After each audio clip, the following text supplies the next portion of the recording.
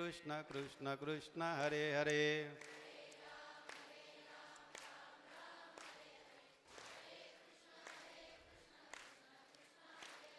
हरे राम राम राम हरे हरे. हरे कृष्ण कृष्ण कृष्ण हरे हरे.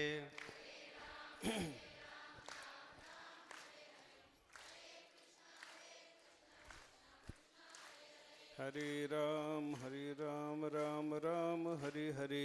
हरे कृष्ण कृष्ण कृष्ण हरे हरे.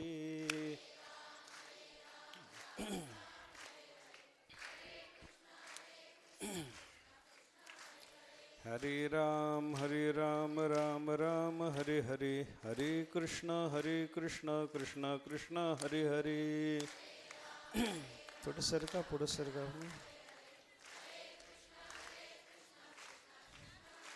हरे राम राम राम हरे हरे. हरे कृष्ण कृष्ण कृष्ण हरे हरे.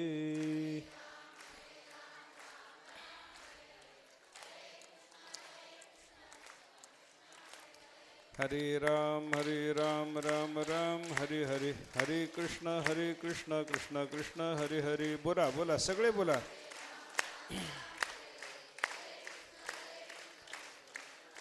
हरे राम राम राम हरे हरे. हरे कृष्ण कृष्ण कृष्ण हरे हरे.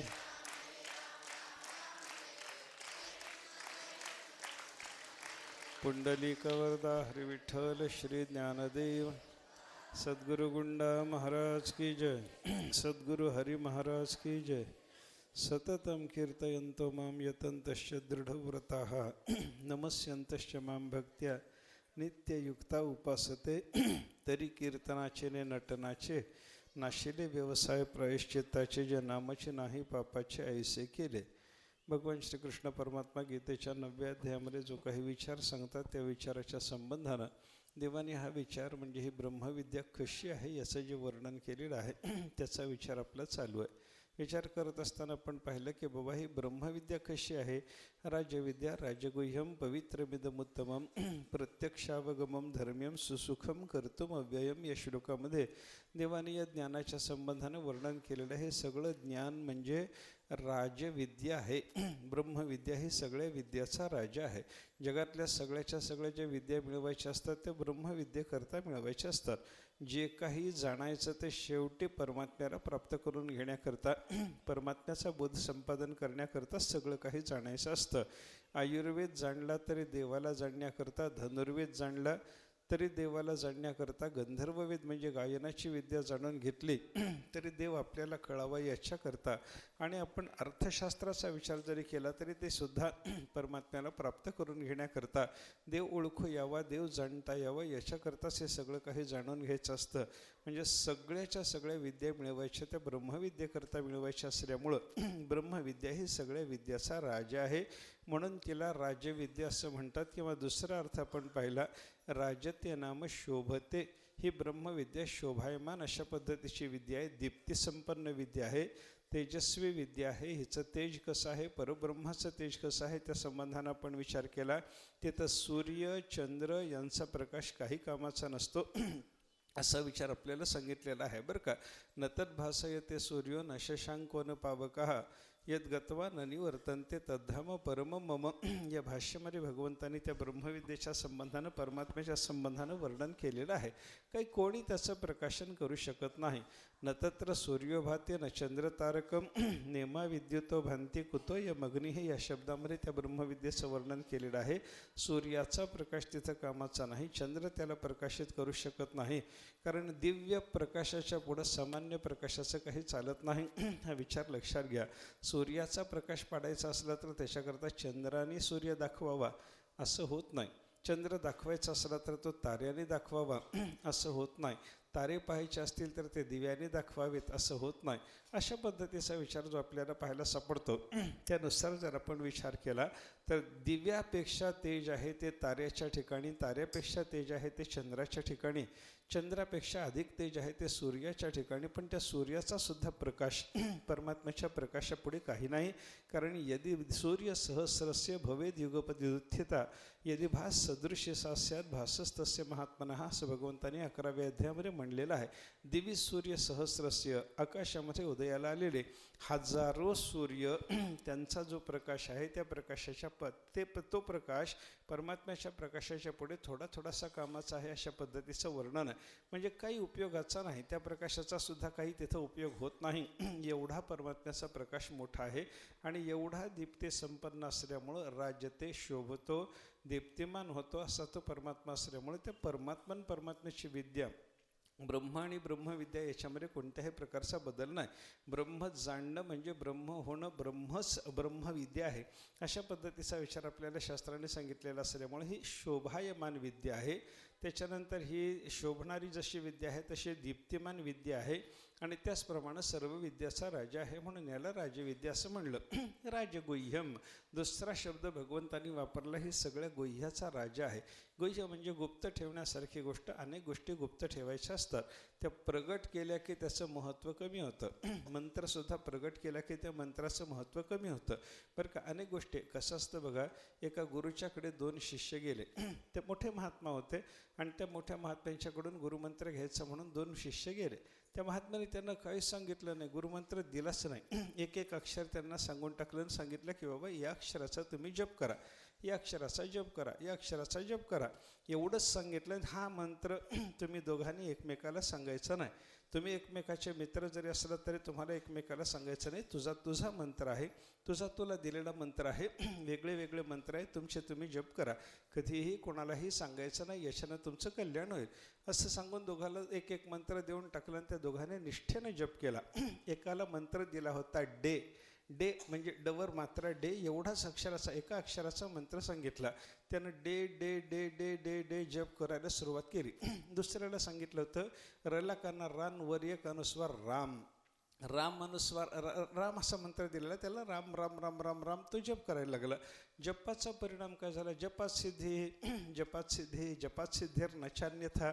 शास्त्र असं सांगतं की बाबा जपानं सिद्धी प्राप्त होते, जप केल्याच्या नंतर कल्याण होतं. कसाही गुरुने सांगितलेला मंत्र असो त्याच्यानं कल्याण होणार असं असल्यामुळं ज्यानं डे जप केला होता त्याचंही कल्याण झालं, ज्यानं राम राम जप केला होता त्याचंही कल्याण झालं. दोघाचाही जप एकाच दिवशी सिद्धीला गेला. दोघालाही वैकुंठाला नेण्याकरता विमान आलं. याचं याला विमान दोघालाही एकाच वेळेला विमान आलं. दोघं विमानात बसले आणि विमानात बसून जेव्हा प्रवास सुरू झाला तेव्हा डेवाल्याने त्याला विचारलं, रामवाल्याला विचारलं, बाबा तुला गुरुने काय मंत्र सांगितला. बाजूबाजूनं 2 विमानं जाताना आता झालं ना, आत्तापर्यंत आपण मंत्र गुप्त ठेवला, आपलं कल्याण झालं, वैकुंठाला न्यायला विमान आलं, विमानात बसलो, चाललो, आता वैकुंठ थोड्याशा अंतरावर वैकुंठात आपण जाऊन पोहोचणार आहोत. आता एकमेकाला सांगायला काय हरकत आहे. गुरुने सांगितलं होतं ना, त्याला सांगितलेला मंत्र वेगळा, तुला सांगितलेला मंत्र वेगळा, जाणून तरी घ्यावं त्याला गुरुनं काय सांगितलं आणि मला काय सांगितलं हे जाणून घ्यायचं. म्हणून डेवाल्याने रामवाल्याला विचारलं, तुला काय सांगितलं. गुरुजीने मला राम शब्द दिलेला आहे, रला काना रा वर एक अनुस्वार राम, ह्याचा जप मला करायला सांगितलं. असं सांगितल्याच्यानंतर त्यानं विचारलं, तुला काय सांगितलं.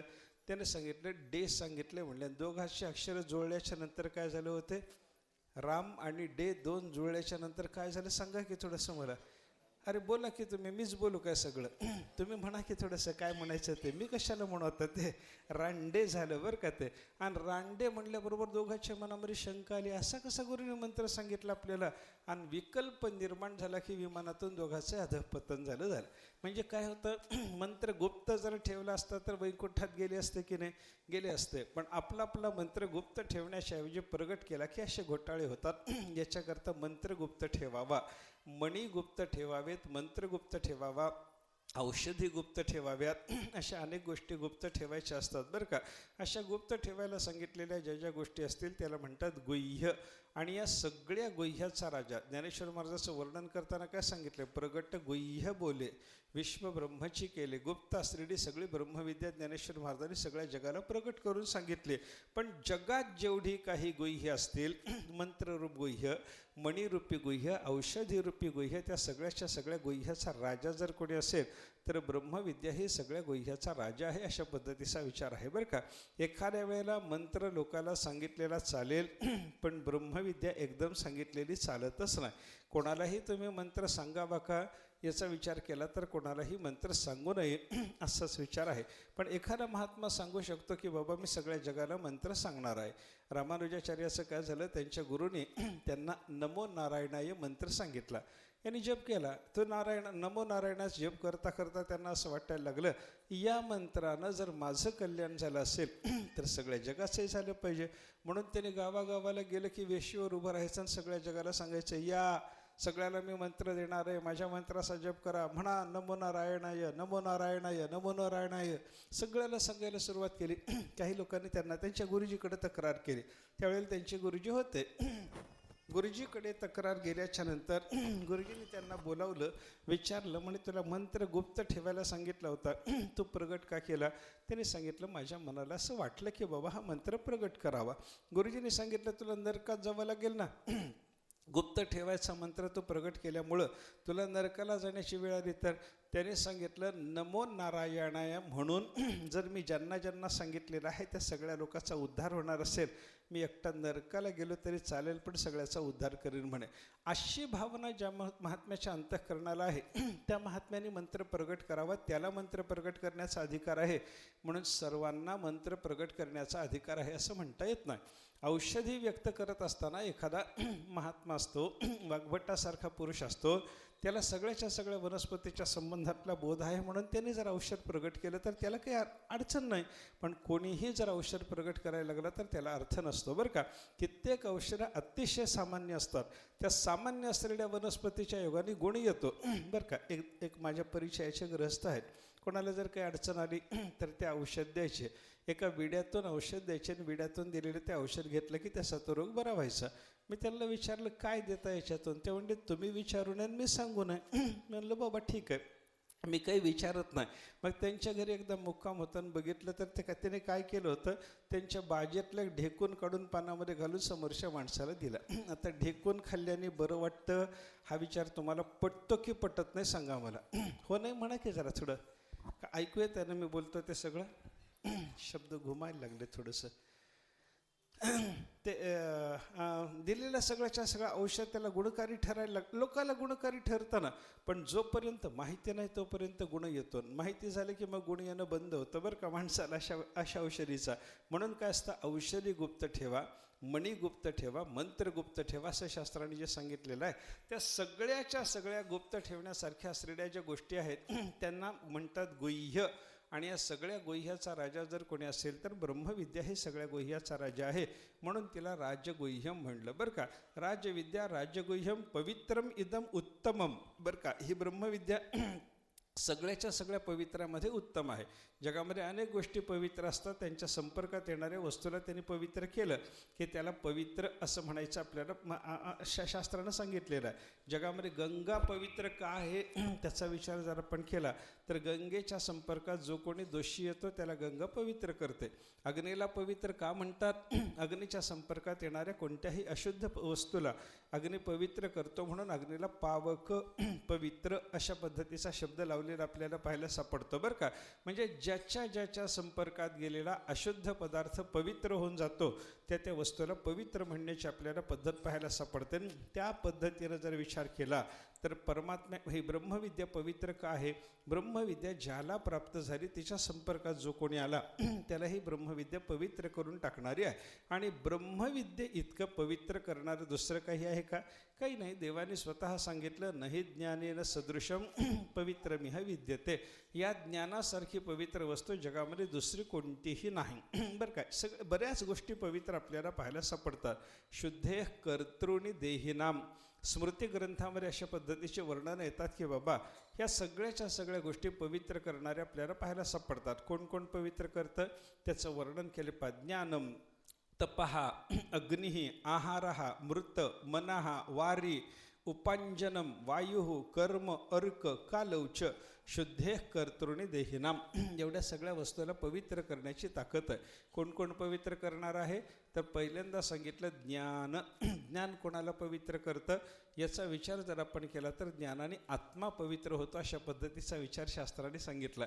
तुकाराम महाराज म्हणतात ना, आत्मा निर्वाळला विश्वाकार. निर्वाळला म्हणजे पवित्र झाला. आत्म्याच्या ठिकाणी दोष कोणता आला होता? त्याला संकुचित पद्धतीनं जाणून घेणं हाच दोष आहे बरं का. आत्म्याच्या ठिकाणी दोष येत नाही, पण त्या आत्म्याला आपण उपाधी संपन्न समजतो, त्या आत्म्याला आपण अज्ञानग्रस्त समजतो, त्या आत्म्याला आपण आवृत समजतो, त्या आत्म्याला आपण देहाकार समजतो, प्राणाच्या रूपाचा समजतो.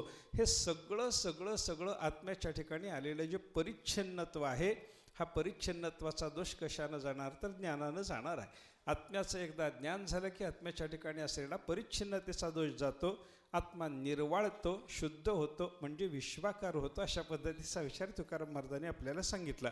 म्हणजे आत्म्याला पवित्र करण्याकरता कोण लागतं? ज्ञान. तपहा.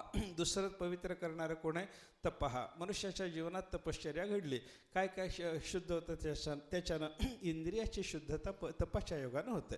माणसाच्या एखाद्या इंद्रियाच्याकडून काही दोष घडलेला असला तर तो दोष जाण्याकरता काय करावं लागतं? तप करावं लागतं. हा विचार आपल्याला शास्त्राने सांगितला. तपहा. ज्ञानम तपहा अग्निही. काही वेळेला अग्नी पवित्र करणारा मानला जातो. अग्नी कोणाला पवित्र करतो याचा जर विचार केला तर यज्ञातली पात्र वगैरे सगळी पवित्र करून घ्यायची असतील तर ती अग्नीच्या संपर्कात न्यावी लागतात. अग्नीच्या संपर्कात नेली की ती पात्र पवित्र होतात. ज्ञानम तपहा अग्निही. त्याच्यानंतर सांगितलं आहारहा. आपण जो आहार सेवन करतो ना, हा आहारसुद्धा पवित्र करणारा म्हणून आपल्याला पाहायला सापडतो. आहारालाही पवित्रता असते. आहार पवित्र करतो. आपण शुद्ध आहार घेतला आपल्याला पवित्रता आहे, अशुद्ध आहार घेतला तर अशुद्धता आहे. अंतःकरणाला पवित्र करण्याकरता शुद्ध आहाराची गरज आहे. आहार शुद्ध सत्वशुद्धी हे असं वेदांमध्ये उपनिषदामध्ये चिंतन आपल्याला पाहायला सापडतं. जसा आपण आहार घेतो तशा पद्धतीचं आपलं मन होत जातं बरं का. यादृशम भक्षयदन्नम तादृशी जायते मतिः दीपो भक्षयते ध्वांतम कज्जलंच प्रसूयते. कोणत्याही जीवाच्या बद्दल असं सांगितलं, आपण जसं अन्न खावं तशा पद्धतीची आपल्या ठिकाणी बुद्धी निर्माण होते. सात्विक अन्न खाल्लं की सात्विक बुद्धी होणार, रजोगुणी अन्न खाल्लं की रजोगुणी बुद्धी होणार, आणि तमोगुणी अन्न जर आपण सेवन केलं, तामस अन्नाचं सेवन केलं तर बुद्धीसुद्धा तमोगुणी होणार. हा विचार आहे. कशामुळं? त्याला उदाहरण असं दिलं, जसं अन्न खावं तशी बुद्धी आपल्या ठिकाणी निर्माण होते.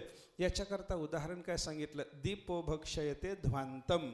आपण दिवा लावतो, दिवा लावताना कधी देवापुढं तरी लावताना दिवा लावत जा, लावत नसला तरी लावत जा बरं का. आपण देवापुढं जो दिवा लावतो हा दिवा काय करतो सांगा ना मला? हा लाईटचा दिवा नाही बरं का, तेलाचा दिवा. दिवा कशाला म्हणावं हे सुद्धा ज्ञानेश्वर महाराजांनी शिकवलं.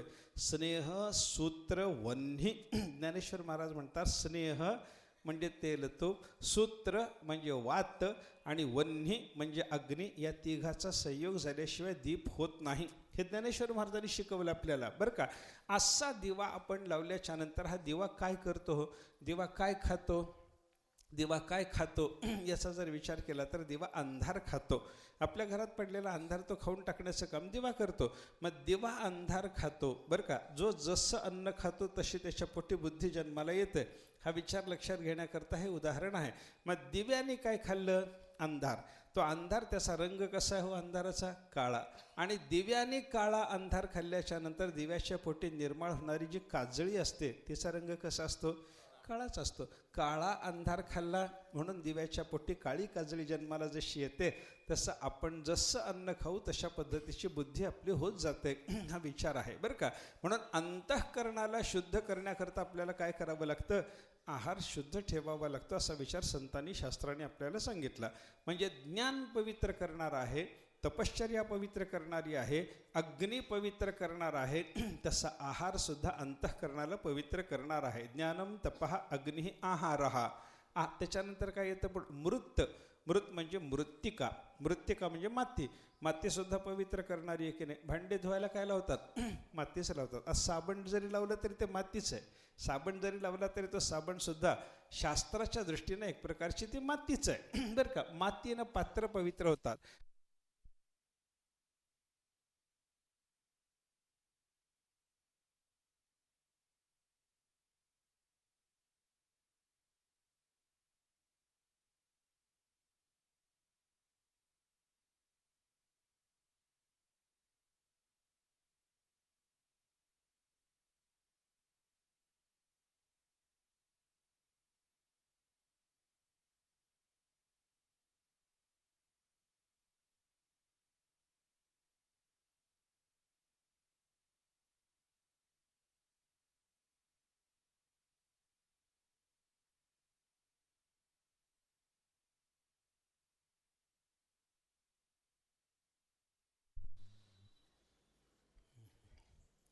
मातीनं सुद्धा पवित्रता येते. माती कशाला पवित्र करते, तर भांडे वगैरे धुवायचे झाले तर त्याला माती लावतात, हे उदाहरण आपण पाहिलं बरं का. तसं देह शुद्ध करण्याकरता आपण मातीनं मृत्तिका स्नान आपल्याकडे एक सांगितलं जातं. शास्त्रामध्ये स्नानाचे वेगळे वेगळे प्रकार जे सांगितलेले आहेत त्याच्यात एक मृत्तिका स्नान आहे. अंगाला माती लावा, सगळ्या अवयवाच्या ठिकाणी मातीचा लेप करणे आणि स्नान करणे असा एक प्रकार पाहायला सापडतो. त्याच्या मृत्तिके हनमे पापम, मातीची प्रार्थनाच अशी करायला सांगितलेली आहे की हे मृत्तिके, माझ्या शरीरात असणाऱ्या सगळ्याच्या सगळ्या पापाचा तो नाश करून टाक, अशी प्रार्थना करूनच ती माती आपल्या अंगाला लावून घ्यायची असते बरं का. याचा अर्थ काय झाला, पापादिकाचा नाश करण्याकरता, पापी मनुष्याला पवित्र करण्याकरता, शरीरात असलेल्या सगळ्याच्या सगळ्या पापाचं शोधन म्हणजे क्षालन करून टाकण्याकरता मातीचा उपयोग आहे. ही गोष्ट लक्षात घ्या बरं का. म्हणजे काय काय हे सगळं लक्षात ठेवा. पवित्र करणाऱ्या वस्तू कोणत्या कोणत्या त्याच्या मी संख्या तरी विचारतो कमीत कमी आपल्याला. ज्ञानम तपः अग्निः आहारः मृत, 5 पर्यंत आलो आपण बरं का. मृत मनहा, काही वेळेला मन सुद्धा पवित्र करण्याकरता आपल्याला उपयोगी पडतं. अरे कशा मनाने कोणाला पवित्र करता, असा विचार कोणी जर विचारला तर उत्तर दिलं पाहिजे की ना आपल्याला. आपण मातीनं काय पवित्र केलं, भांडं पवित्र केलं. मातीनं काय पवित्र केलं, देहाला पवित्र केलं, आहे की नाही, असं सांगता आलं आपल्याला.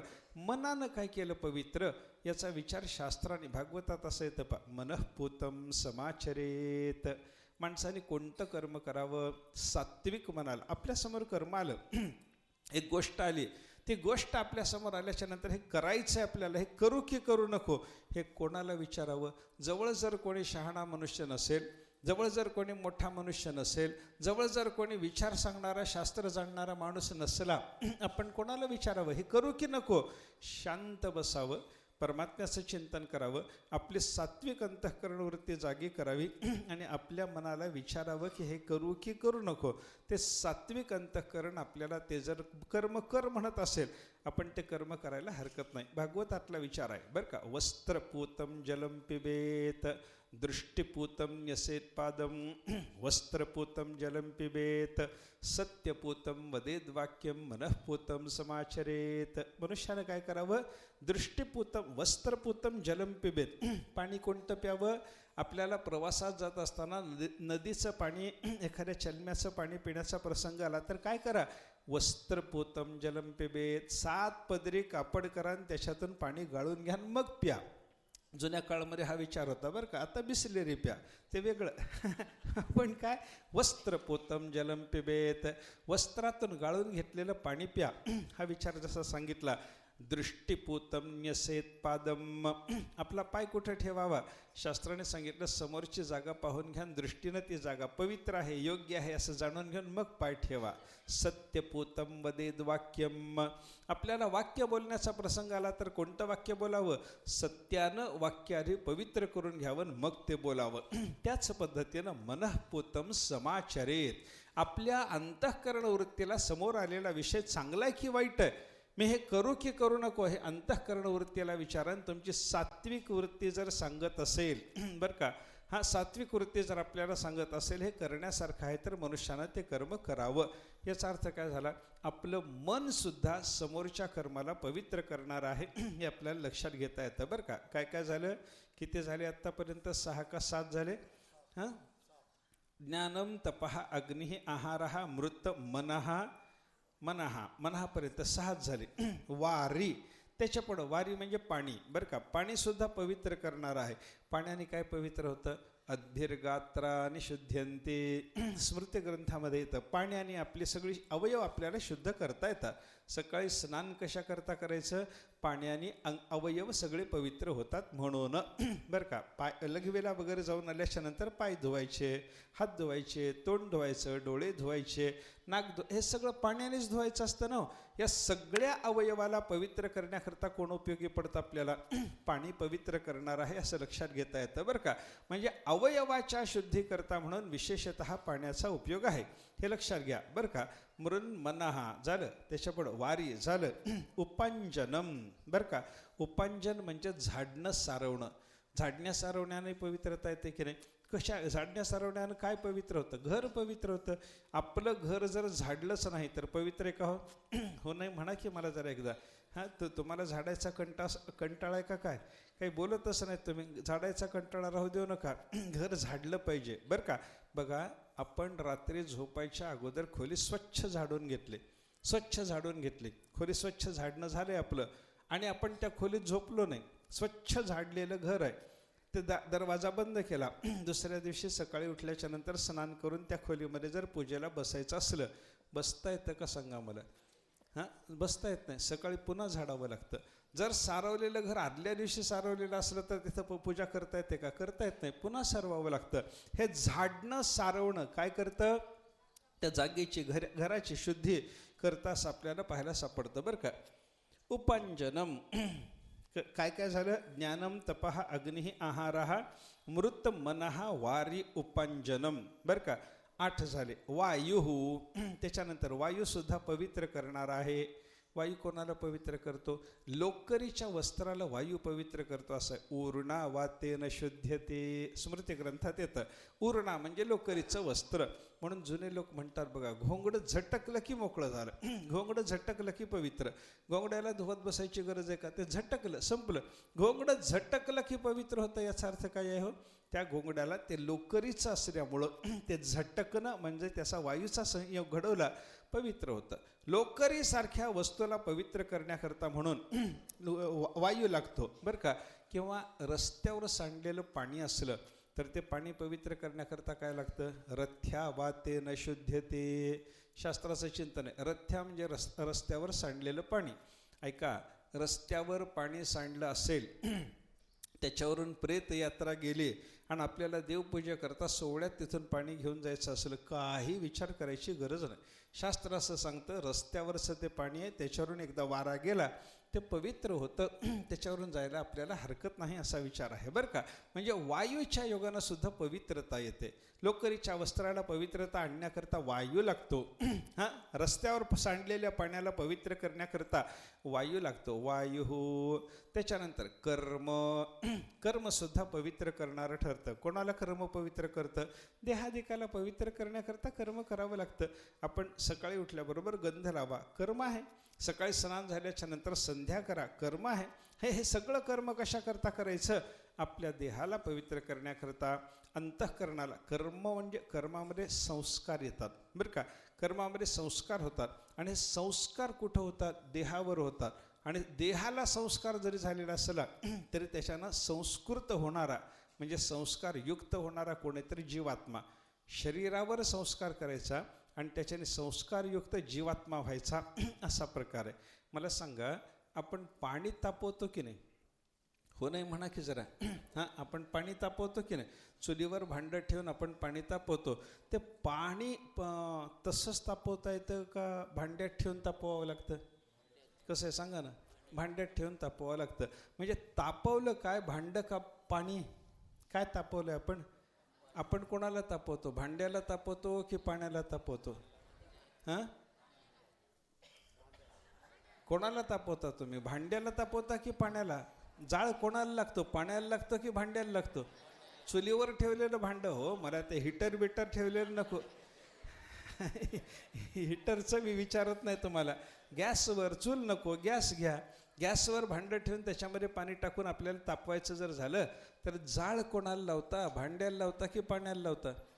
भांड्याला. मग जाळ कोणाला लावला? भांड्याला. आणि तापलं कोण? पाणी. हां, हे लक्षात आलं की नाही आपल्याला?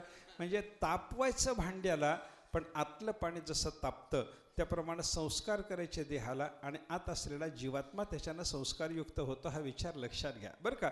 जीवात्मा संस्कारयुक्त व्हावा याच्याकरता क्रिया सगळ्या कराव्या लागतात. वेदशास्त्राने सांगितलेली कर्म करावी लागतात. याचा अर्थ काय झाला? कर्मही पवित्र करणार आहे, ते जीवात्म्याला पवित्र करतं. इथपर्यंत आपण आलो. वायू कर्म. अर्क शब्दाचा अर्थ सूर्यनारायण हा सुद्धा पवित्र करणारा आहे. सूर्यनारायण कोणाला अरे सूर्य सगळ्याला पवित्र करतो.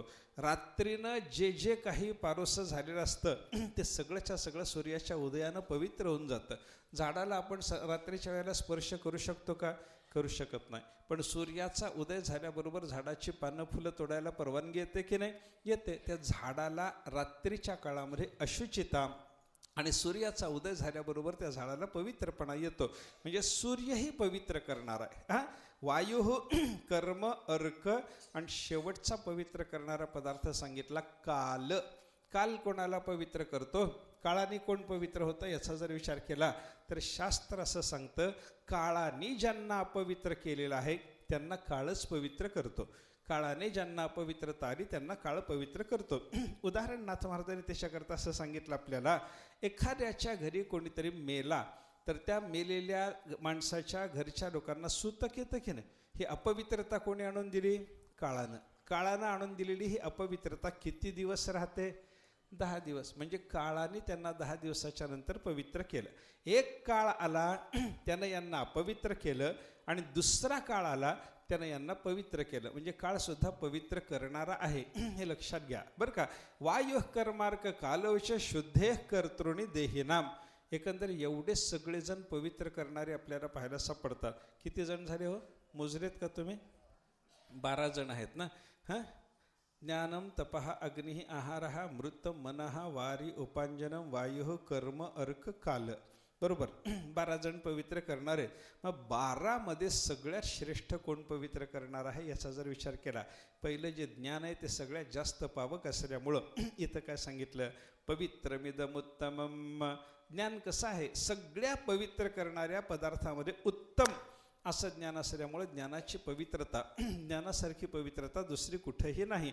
हा विचार लक्षात घ्या बरं का. म्हणजे हे ज्ञान कसं आहे? सगळ्या विद्याचा राजा आहे. हे ज्ञान कसं आहे? अतिशय प्रकाशमान आहे. हे ज्ञान कसं आहे? अतिशय शोभिवंत आहे. हे ज्ञान कसं आहे? सगळ्या गुह्याचा राजा आहे. हे ज्ञान कसं आहे? तर सगळ्या पवित्रमध्ये उत्तम असलेलं अशा पद्धतीचं हे परमात्म्याच्या साक्षात्काराच्या रूपाचं ज्ञान आहे. एवढा विचार आपला झाला. प्रत्यक्षावगमम, त्याच्या पुढचा विचार आहे, हे ज्ञान कसं आहे? प्रत्यक्ष आपल्याला कळणार आहे, साक्षात कळणार आहे. त्याच्याकरता कोणत्या माध्यमाची गरज नाही. आपल्याला बाकीचे जगातले जे जे पदार्थ कळतात ते कळण्याकरता माध्यमाची गरज आहे. कोणत्याही वस्तूचं आपल्याला प्रत्यक्ष व्हायचं जर असलं तर त्याच्याकरता माध्यमाची गरज आहे. बघा तुम्ही कशा कशाचं प्रत्यक्ष होतं याचा विचार करा. काय काय आपल्या इंद्रियाला काय काय 5 ज्ञानेंद्रिय आहेत ना. 5 ज्ञानेंद्रियाने आणि आपल्याकडे असलेल्या मनाने आपल्याला कित्येक गोष्टी प्रकाशित होतात. आपल्याला काही गोष्टी श्रोत्रम त्वक चक्षुषी जिव्हा घ्राणंचेंद्रिय पंचकम, 5 ज्ञानेंद्रियाचा विचार असा सांगितला. आपल्याला श्रोत्रेंद्रिय देवाने दिलं, कान दिला, श्रोत्रम. त्वक आपल्याला त्वचा दिली, चक्षुषी आपल्याला डोळा दिला. हां, श्रोत्रम त्वक चक्षुषी. जिव्हा रसनेंद्रिय दिलं आणि घ्राणम घ्राणेंद्रिय दिलं. आणि याच्याशिवाय जाणून घेण्याकरता अजून एक इंद्रिय दिले, त्याचं नाव आहे मन. एकंदर 6 इंद्रिय झाली. मनःष्ठानी इंद्रियाणी, 6 इंद्रिय भगवंताने आपल्याला दिलेली पाहायला सापडतात बरं का. आणि ही 6 इंद्रिय ज्ञानेंद्रिय जीवाच्याकडे आहेत, म्हणून जीवाला भ्रमर म्हणले ज्ञानेश्वर महाराजांनी. ऋणुजुणू रे भ्रमरा. हे भ्रमर म्हणायचं कारण काय? भ्रमर कसा असतो? षटपद आहे. भ्रमराला एक नाव आहे षटपद. भुंगा जो असतो ना त्याला 6च पाय असतात. बरोबर मोजून बघा एखाद्या वेळेला भुंगा धरून. चावला तर जबाबदारी माझी नाही, त्याला धरून त्याचे पाय मोजून बघा, 6 पाय असतात. हां, म्हणून ज्ञानोबरायची उभी आहे ना, इंद्रिय षटपदाचारी जीव भवराते. बरं का, इंद्रियाच्या 6 पायाने सतत फिरत राहणारा असा हा जीवरूपी हा भ्रमर आहे बरं का. ते जाऊ द्या, पण 6 इंद्रिय कशा करता? तसे तर त्याचे 11 इंद्रिय जीवाच्याकडे आपल्याला पाहायला सापडतात, पण त्याच्यातले 5 कर्मेंद्रिय आहेत. आणि या 6चा विचार जर आपण केला, 5 ज्ञानेंद्रिय आणि अंतःकरण यांचा जर विचार केला तर हे ज्ञानेंद्रिय आहेत, हे जाणून घेणारी आहेत. हे सगळं जाणून घेण्याकरता उपयोगी पडणारी ही इंद्रिय आहेत बरं का. यांना काय काय कळतं, कसं कळतं सांगा ना. याचा विचार करा की शास्त्र असं सांगतं, पहिल्यांदा श्रोत्रेंद्रिय. कानाने काय कळतं हो आपल्याला? कोणता विषय कळतो? शब्द स्पर्श रूप रस गंध मधलं कानाने काय कळतं सांगा की मला. कानाने काय कळतं? शब्द तरी विषय श्रवणाचा. ज्ञानेश्वर महाराजांनी सांगितलं ना, शब्द श्रवणाचा विषय. श्रोत्रेंद्रियाचा विषय शब्द आहे. म्हणजे शब्द आपल्याला कळतो, शब्दाचं प्रत्यक्ष होतं, ते साक्षात शब्द आणि जीवात्मा यांना एकदम एका ठिकाणी येता येतं का शब्दापर्यंत जाऊन पोचण्याकरता किंवा शब्दाचा साक्षात्कार मिळवण्याकरता त्या जीवात्म्याला कानाचं माध्यम वापरावं लागतं का नाही, एवढं मला सांगा. वापरावं लागतं. माध्यम वापरल्याच्या शिवाय त्या त्या विषयाचा साक्षात्कार नाही. म्हणजे काय झालं, कर्णद्वारा श्रोत्र इंद्रियाच्या द्वारा आपल्याला काय होतं, शब्दाचं प्रत्यक्ष होतं, प्रत्यक्ष प्रमा होते. प्रमा म्हणजे काय, यथार्थ ज्ञानम प्रमा. आपल्याला होणाऱ्या ज्ञानामध्ये दोन प्रकार आहेत. एक यथार्थ ज्ञान असतं आणि एक भ्रमज्ञान असतं. भ्रमाने माणसाला काही गोष्टी कळतात आणि काही गोष्टी खऱ्या असतात. प्रमाज्ञान, या प्रमाज्ञानाचा विचार जर आपण करायला लागलो तर ती प्रमा संपादन करण्याकरता आपल्याला एक करण लागतं, त्याला प्रमाण म्हणतात. प्रमाया हा करणम प्रमाणम. बरं का, हां आता उदाहरणाने सांगायचं जर झालं, माझ्यासमोर हे घड्याळ आहे. हे घड्याळ काय आहे, प्रमाण, प्रमाता आणि प्रमेय याचा विचार त्रिपुटी अशी असते. या पद्धतीनं जर विचार करायचा झाला तर ज्याला जाणून घ्यायचं आहे त्या वस्तूला म्हणतात प्रमेय. हां, प्रमेय ही वस्तू मला आता घड्याळ जाणून घ्यायचं आहे माझं, म्हणून मी घड्याळाला काय म्हणतो, प्रमेय. घड्याळाला जाणून घेणारा कोण आहे, मी. तो जो मी आहे त्याला काय म्हणतात, प्रमाता. आणि प्रमात्याला या प्रमाणाला जाणून घेण्याकरता उपयोगी पडणारं जे काही असतं त्याला म्हणतात प्रमाण. कोणत्या प्रमाणाने हे कळालं, मी आत्ता डोळ्याने हे घड्याळ बघतो आहे, म्हणजे बघणारा मी प्रमाता, जीवात्मा प्रमाता.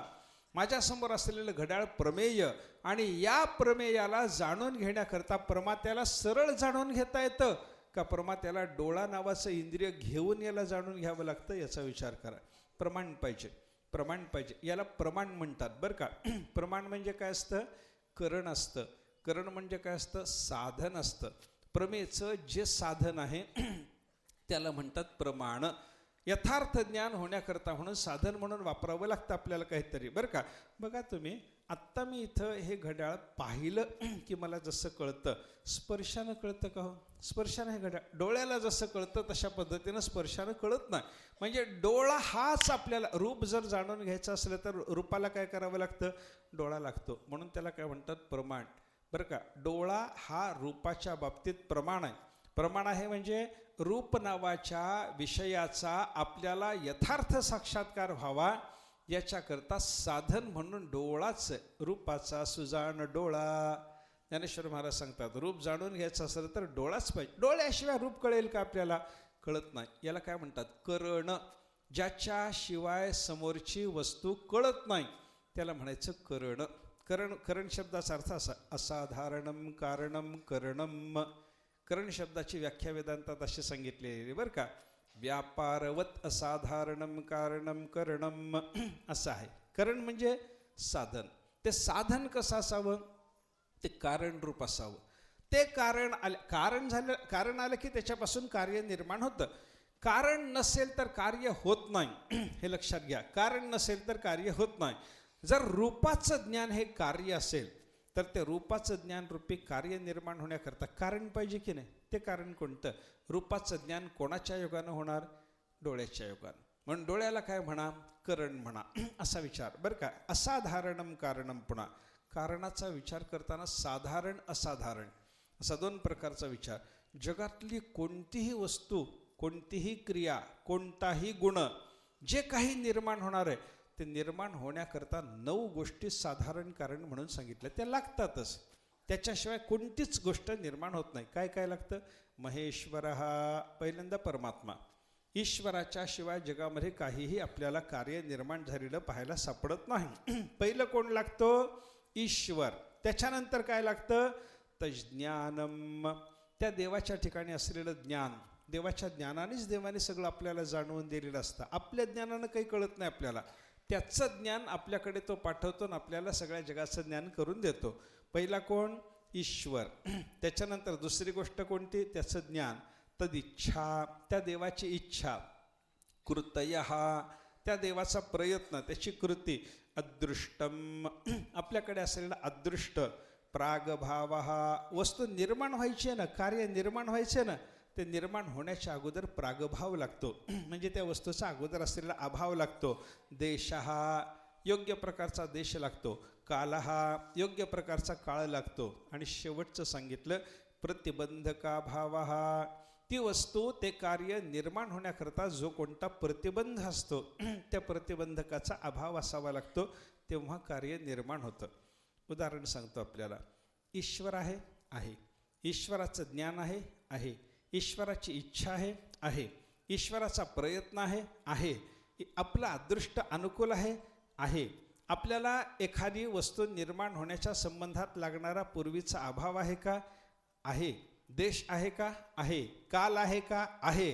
पण प्रतिबंधकाचा अभाव जर नसेल तर कार्य निर्माण होत नाही बरं का.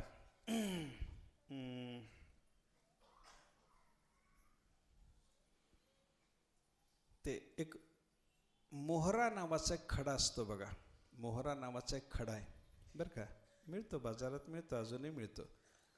मोहरा तोची अंगे सूत न जळे ज्याचे संगे, तुकाराम महाराजांनी वर्णन केलं. मोहरा असा खडा आहे, तो खडा असा म्हणजे आता हे वस्त्र आहे, सुताचं वस्त्र आहे, ह्याला अग्नी लावला तर हे सूत जळेल की नाही? जळतं. पण तो मोहरा नावाचा खडा या कपड्यामध्ये असा दाबून धरला आणि याला जाळायचा प्रयत्न केला तर कापड जळत नाही. तुम्हाला पाहिजे असला तर मी मिळवून देतो, पण मी म्हणतो तिथं यावं लागतं त्याच्याकरता. मोहरा पाहिजे असला तर मी, मोहरा म्हणजे सोन्याचा मोहरा नाही बरं का, सोन्याची मोहर नाही, हे मोहरा नावाचा खडा आहे. फार कमी किमतीला मिळतो, 5-50 रुपयाला सुद्धा तुम्हाला तो मिळू शकतो बरं का. पण तुम्हाला मिळवायचं असलं तर मला लाख रुपये द्यावं लागतील. मोहरा नावाचा खडा आहे, असं एवढं लक्षात घ्या फक्त. मोहरा नावाचा खडा आहे, तो वस्त्राला जळू देत नाही. ऐका, मला वस्त्र जाळायचंय, समजा सूत जाळायचंय, आणि सूत जळतं, सूताचा अग्नीचा संबंध आल्याच्या नंतर सूत जळतं की नाही? जळतं. इथं काय आता सूत जळावं, अग्नीचा संपर्क आल्यावर सुतानं जळावं, याला कारण कोण? पहिल्यांदा ईश्वर. त्या ईश्वराची इच्छा. ईश्वराच्या इच्छेत काय? कापड जळालं पाहिजे, अग्नीचा संबंध आल्यानंतर सुतानं जळायला पाहिजे, हा ईश्वराच्या इच्छेचा भाग आहे. ईश्वराचं ज्ञानही तसंच आहे. ईश्वरही तसाच आहे, ईश्वराचं ज्ञानही तसंच आहे, ईश्वराची इच्छाही तशीच आहे. आपल्याकडून घडणारा प्रयत्न, देवाने आपल्याला जो प्रयत्न करायला सांगितला, मी असा तो खडा धरून ह्याला जाळायचा प्रयत्न करतोय कापडाला, प्रयत्नही तसाच झाला. अदृष्टाचा विचार जर केला तर माझ्याकडचं वस्त्र जळावं असंच माझं अदृष्ट आहे. प्रागभावाचा विचार जर केला तर वस्त्र आहे, अजून त्याला अग्नीचा संपर्क करून जाळायचं, म्हणजे प्रागभावही आहे. देश, योग्य देशामध्ये आपण काही इथं फार थंडी नाही, काडी लावल्याबरोबर जळायला पाहिजे असा देश आहे. कालाचा विचार जर केला तर काळसुद्धा वस्तू जळण्याला अनुकूल आहे बरं का. हे सगळं अनुकूल जरी असलं तरी मध्ये एक प्रतिबंधक असलेला तो मोहरा नावाचा दगड असल्याच्या नंतर हे वस्त्र जळत नाही. मग काय करा? प्रतिबंधक असलेला खडा काढून टाका, प्रतिबंधकाचा अभाव करा, मग वस्त्र जळतं की नाही बघा. म्हणजे या 9 गोष्टी ज्या आहेत की नाही प्रत्येक कार्याला लागतात, म्हणून यांना साधारण कारण म्हणतात.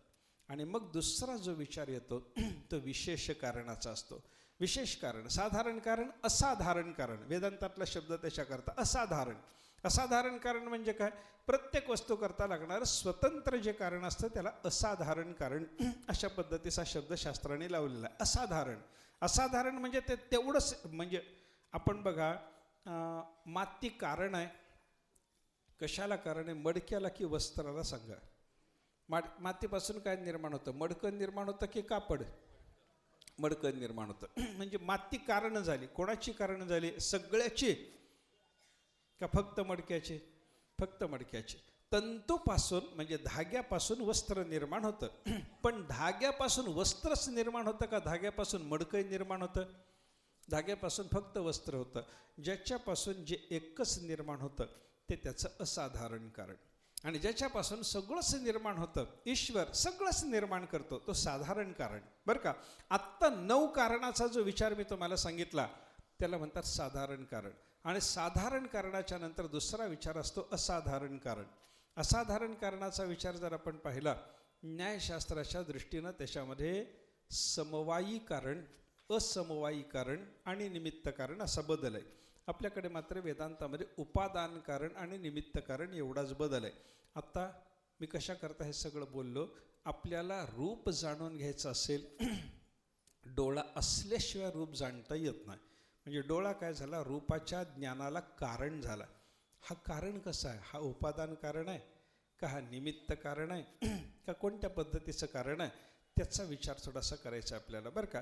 म्हणजे आपल्याला काही जाणून घेण्याकरता काही शब्द स्पर्श रूप रस गंध 5 विषय म्हणा, अजून थोडासा विस्तार उद्या मी बोलणारच आहे याचा बरं का. हे 5 विषय म्हणा किंवा सुख दुःख म्हणा, काही संवेदना म्हणा, याला जाणून घेण्याकरता काय लागतं, शब्द स्पर्श रूप रस गंध याला जाणून घेण्याकरता 5 ज्ञानेंद्रिय. सुख दुःख बाकीच्या अंतःकरणाच्या संवेदना यांना जाणून घेण्याकरता अंतःकरण लागतं. म्हणजे यांच्या द्वारा जाणून घ्यावं लागतं. सुखदुःखाला जाणून घ्यायचं झालं तर अंतःकरण द्वारा जाणून घ्यावं लागतं. संवेदना जाणून घ्यायची असली तर अंतःकरणाने म्हणजे अंतःकरण द्वारा जाणून घ्यावी लागते. साक्षात जाणून घेता येत नाही. पण आत्मा कसा जाणायचा असतो, परमात्मा कसा जाणायचा असतो, याच्याबद्दल जर विचार केला, कोणत्याही ज्ञानेंद्रियाचं तिथं काही चालत नाही, अंतःकरणाचंही तिथं काही चालत नाही. म्हणून मन वाचा अतीत तुझे हे स्वरूप असं तुकाराम महाराज म्हणतात.